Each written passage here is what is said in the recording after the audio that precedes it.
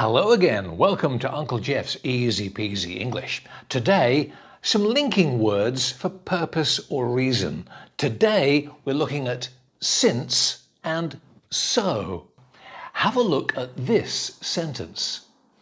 Since it's his birthday on Monday, he's having a party. Since it's his birthday, since it's his birthday on Monday, comma, he's having a party. Since in first position, since it's his birthday on Monday, he's having a party. Now look at this sentence. It's his birthday on Monday, so he's having a party.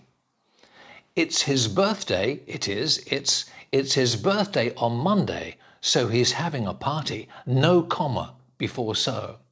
With since, a comma, since it's his birthday on Monday, comma, he's having a party. It's his birthday on Monday, so he's having a party. No comma.